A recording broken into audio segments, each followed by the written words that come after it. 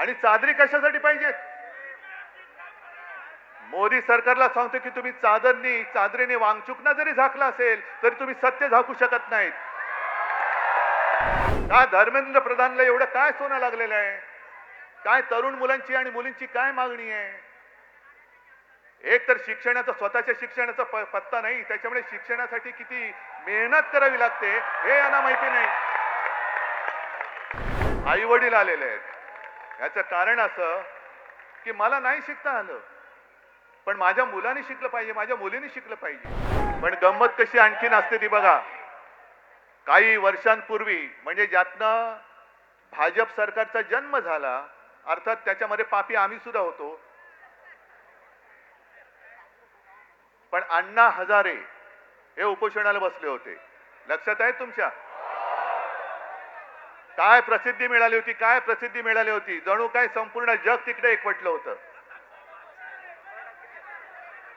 पण त्यावेळेला अण्णांना कोणी देशद्रोही नव्हतं म्हटलं.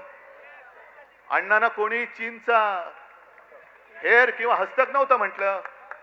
अण्णा काय बोलतायत हे विचारण्यासाठी तत्कालीन मनमोहन सिंग सरकारने 4-5व्या दिवशी त्यांचा माणूस पाठवला होता. विलासराव देशमुखांना पाठवलं होतं. मग ही माणुसकी आज मोदी सरकारमध्ये का नाहीये? आमचा लढा हा माणुसकीसाठी आहे. पण अण्णा हजारेंना सुद्धा असं उचलून चादरी बिदरी आणून, अरे काय अतिरेकाला उचलताय तुम्ही? आणि चादरी कशासाठी पाहिजेत? मोदी सरकारला सांगतो की तुम्ही चादरीने वांगचुकना जरी झाकला असेल तरी तुम्ही सत्य झाकू शकत नाहीत. आणि तुमच्या पापावर तर पांघरून अजिबात घालू शकत नाही. तुमचं पाप उघड झालेलं आहे. किती झाका, तुमचा पापाचा कोंबडा हरवणारच आहे.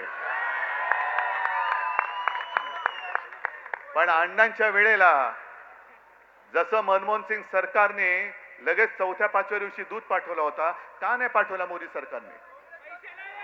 का धर्मेंद्र प्रधानला एवढं काय सोनं लागलेलं आहे? काय तरुण मुलांची आणि मुलींची काय मागणी आहे? एक तर स्वतःच्या शिक्षणाचा पत्ता नाही, त्याच्यामुळे शिक्षणासाठी किती मेहनत करावी लागते हे यांना माहिती नाही. अभ्यास म्हणजे काय असतं हेच जर माहिती नाही तर अभ्यास करून परीक्षेला जाताना पेपर फुटल्यानंतर काय होतं या यातना होणार कशा? नाही, आता डिग्री खरी का खोटी हा सुद्धा प्रश्न आहे.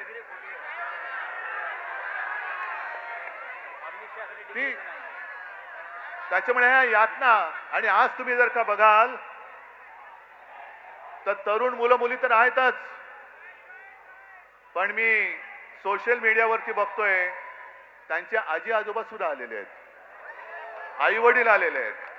याचं कारण असं की मला नाही शिकता आलं, पण माझ्या मुलाने शिकलं पाहिजे, माझ्या मुलीने शिकलं पाहिजे. मोदी सरकारची जी घोषणा आहे, मुलगी शिकली प्रगती झाली, अरे पण शिकून परीक्षेला गेली आणि पेपर फुटला, ती मुलगी आत्महत्या नाही करणार? मुलगा आत्महत्या नाही करणार? मग एवढ्या मुलाने आत्महत्या केल्या तरी एक धर्मेंद्र प्रधान तुम्ही डोक्यावर घेऊन नाचताय. मग धर्मेंद्र प्रधानला असं काय सोनं लागलेलं आहे? बरं, अण्णा हजारेंचा एक विषय झालाच, पण या घराणेशाही बद्दल आणखीन एक सांगतो. आज सोनम वांगचुक उपोषणाला बसलेत तिकडे, पण सोनम वांगचुक यांचे वडील सुद्धा, त्यांनी सुद्धा उपोषण केलं होतं. माहितीये तुम्हाला किती जणांना? कोण गेलं होतं त्यांच्याकडे बोलायला? म्हणजे भाजपच्या लेखी हुकुमशाह असलेल्या इंदिरा गांधी सोनम वांगचुक यांच्या वडिलांना भेटायला लडाखला गेल्या होत्या, तरी हे तिकडे दिल्लीत राहून दिल्लीतल्या दिल्लीत भेटायला न जाणारे मोदी आणि शहा हे लोकशाही आणि इंदिरा गांधी हुकुमशाह.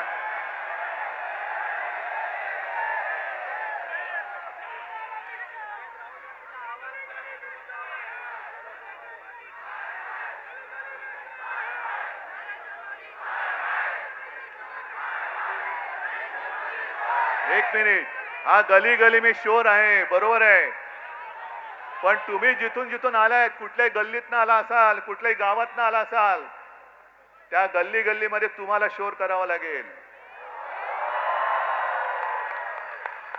तुम्हाला आवाज उठवावा लागेल. मला जे प्रश्न विचारत होते त्यांना मी हेच सांगतोय की तुम्ही दिल्लीला जाणार का? हो, वेळ येईल तेव्हा मी नक्की जाईन. पण मी एकटा गेलो असतो तर फरक नसता पडला. आज हे सगळे एवढे जण इकडे जमलेत, अख्खा महाराष्ट्र आज तिकडे उभा आहे. आणि हे आंदोलन आता फक्त जंतर मंतर पुरतं मर्यादित ठेवायचं नाही. देशातल्या प्रत्येक कानाकोपऱ्यामध्ये काय तुमची घोषणा नाही, आणखीन काय बोललात? गली गली में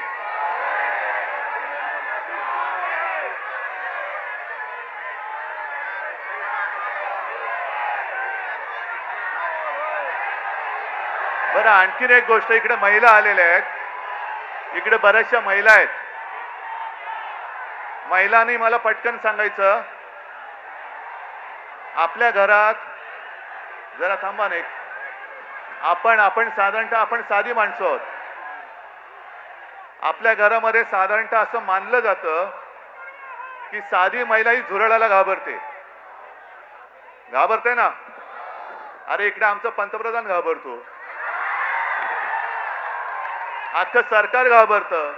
जगातला सगळ्यात मोठा पक्ष ज्यांनी भाड्याने माणसं घेतलेत, हे भाडकं वाचलं की असं होतं. भाड्याने म्हणजे माणसं चोरून पक्ष वाढवला ना की असा पक्ष झुरळाला घाबरतो. आता कळलं मला की हा पक्ष झुरळाला का घाबरतो. हे सत्ताधारी झुरळाला का घाबरतात? कारण यांच्याकडे स्वतःची माणसं नाही आहेत, सगळी भाडकाऊ आहेत, चोरून आणलेली गद्दार आहेत.